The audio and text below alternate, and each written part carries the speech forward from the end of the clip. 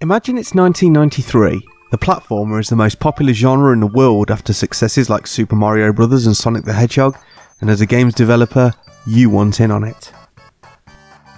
This is what Kemco thought, and Kid Klown in Nightmare World was released for the NES that year.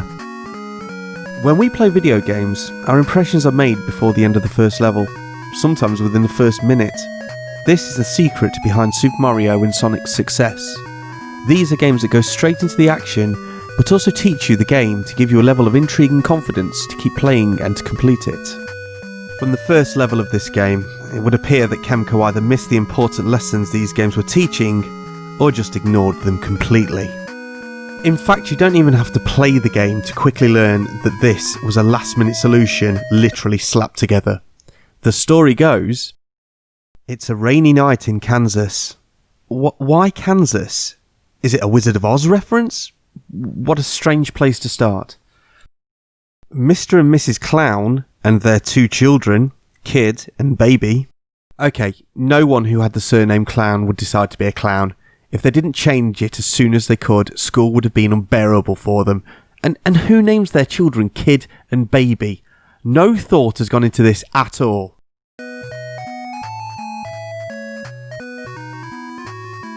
Are travelling to the next town to perform in the big circus show.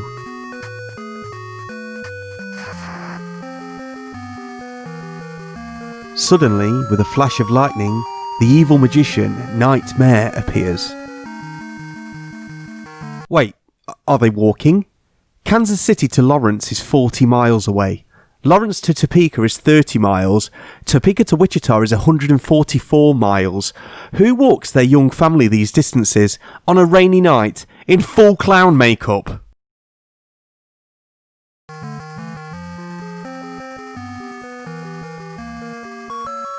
Evilly twisting his moustache, he hisses, "Kid, I need your help to open a treasure vault. If you'll help me, you'll be rewarded."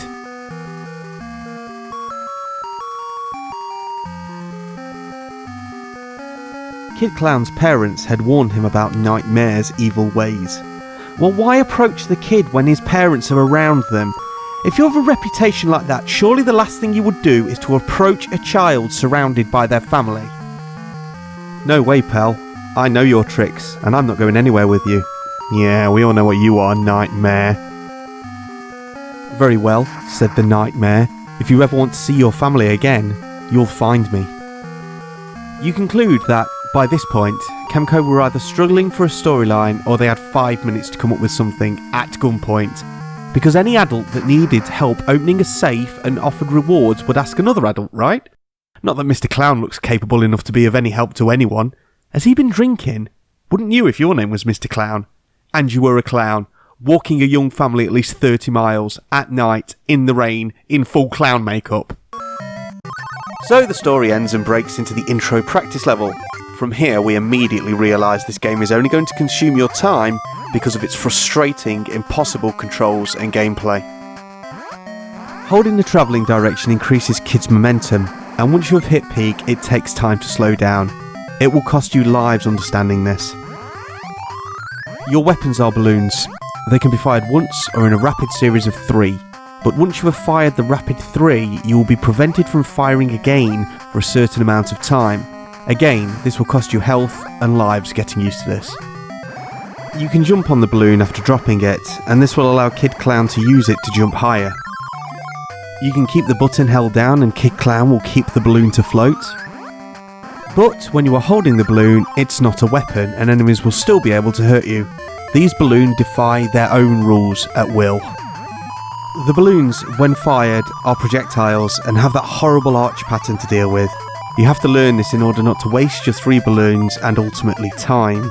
You must open the item boxes with the balloons too, so you have to learn the trajectory of these things pretty damn quick in order not to leave yourself exposed whilst trying to open a box. Oh, and the item boxes.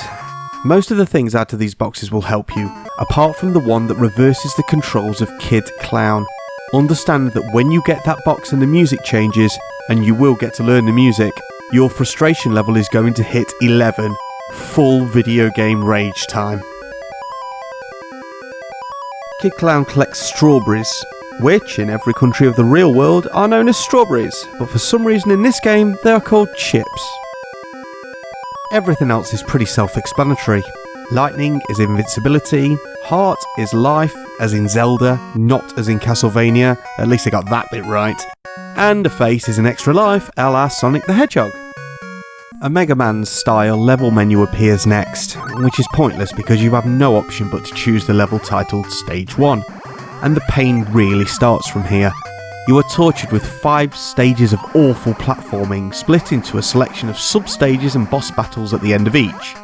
None of these are particularly tricky, but the sheer frustration with the gameplay and inconsistency is what really makes you see the red mist. Work your way through the game collecting power-ups and mystery boxes if you dare, but I warn you, these are suicide in some cases, and defeat the boss at the end of the level. The game tries to add a degree of difficulty with some of the sub-levels in these stages. Toyland has a vertical scrolling level in one part that can trip you up. Do not take the mystery box to the left at the start, it's a trap.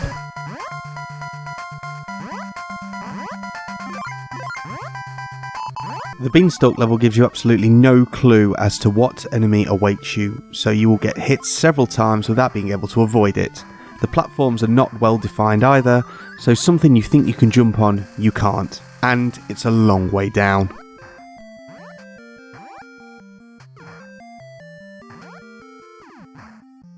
Once a stage is defeated, you get to use your chips, as tokens in a mini bonus game, allowing you the opportunity to increase your health and earn extra lives. This is a crapshoot.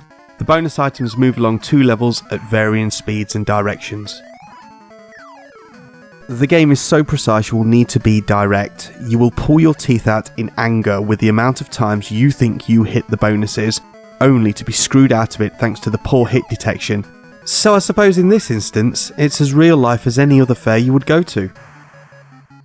Kid Klown then gets transported to the 6th and final stage of the game, Nightmare's Castle. Again, nothing too difficult, but you do have to fight all the previous end of level bosses again. Once defeated though, your energy is fully restored.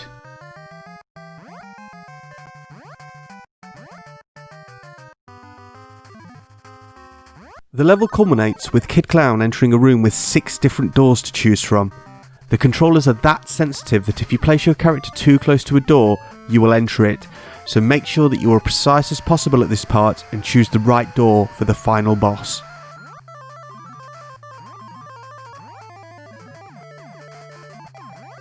The fight begins with an end of stage boss like the others, in the form of some kind of fat pterodactyl dinosaur. Jurassic Pork? Get to know his pattern and kill him.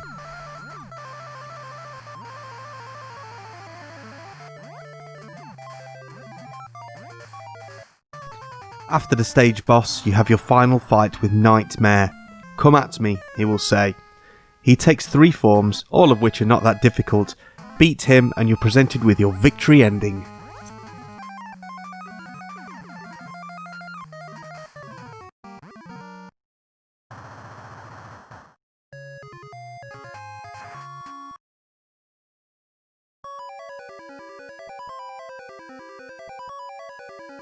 When Nightmare collapses, Kid notices a door at the end of the Magician's Hall. Treasure Vault, Clowns Only is painted on it. Clowns or clowns? Is the vault only accessible to the family, or have they spelled clowns wrong again? So that's what he wanted me to open. Check it out, dude, Kid Klown said. Kid walked to the door and turned the knob. Behind the door was Kid Klown's family, sitting beside a huge pile of rubber red noses.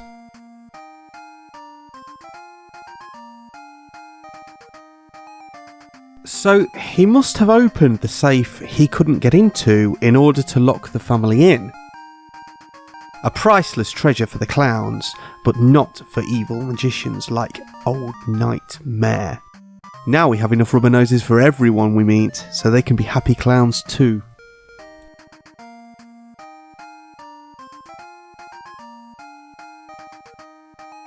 Kid Klown and his family were reunited and never ever ran out of rubber red noses.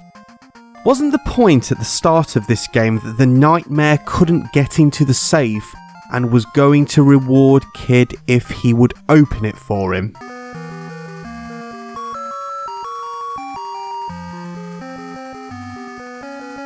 So, Nightmare kidnaps Kid's family, makes them open the treasure vault, doesn't take the treasure out, sets up an elaborate set of stages and bosses, invited Kid to his castle, fights him, and dies for something that he achieved at the start of the game, and he died all for rubber red noses too.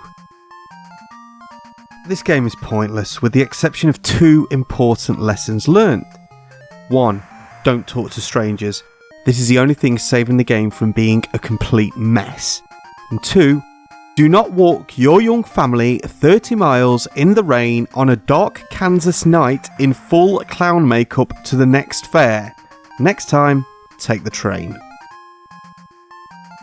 The end credits roll, and at the end you are treated to a special surprise. Thank you very much for playing.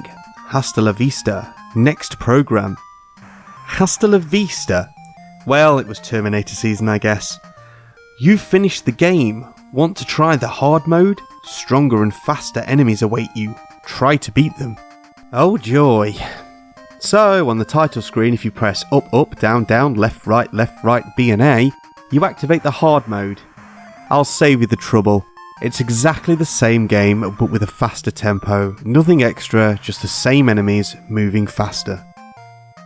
In conclusion, the world was platform mad, and every developer wanted their mascot and their share, so much so that Nintendo were remastering their original Mario games to give their customers a better gaming experience.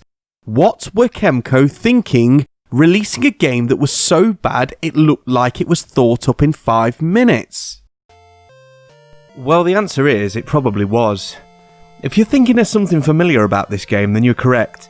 Aside from what was ripped off from Mega Man, the story scenes and cartoonish gameplay bear a striking resemblance to Castle of Illusion on the Sega Master System. This is because in Japan, it was originally a Disney game from the Crazy Castle series. Mickey Mouse 3 Dream Balloon was the original game for the Famicom in Japan. For the Western markets, Kemco rebranded it into this monstrosity. Though I think you'll agree, this was a bullet dodged by the Disney Corporation. Bad games are bad games as a standalone title. Almost everyone is guilty of making one. But a bad game that turns into a bad franchise, that is just unforgivable. In true Nintendo style, Kid Klown made a reappearance a year later on the Super Nintendo, a bit more polished now, and with different gameplay and style. Even with the game seemingly making fun of itself, it was 1994 and the damage had already been done. There are worse games available for the Super Nintendo, so it would be wrong to judge this one too harshly. That's it though, right? I mean, it couldn't have continued onto the N64. Well, kinda. Kid Klown actually made the leap to the PlayStation for the sequel Kid Klown in Crazy Chase 2, Love Hani Soudatsusen, and the puzzler The Bombing Islands. Clearly PlayStation was so impressed with the SNES version they wanted a piece of the Kid Klown business. Good luck to them. Nintendo were a little smarter this time around, and whilst they took The Bombing Islands puzzler, they rebranded it to Charlie Blast's Territory, and was redeveloped by Scott Kim and Real Time Associates. The ghost of that clown was there though, and amazingly made it to the N64. The irony in this was that Kid Klown was originally a rebranding for Nintendo to license in the West, and had to be rebranded from Kid Klown to get it licensed by Nintendo on the N64. What a mess. So I guess this comes with a third moral to the story. No matter how bad your first attempt is, keep trying and keep rebranding, because someone, somewhere, will still license it.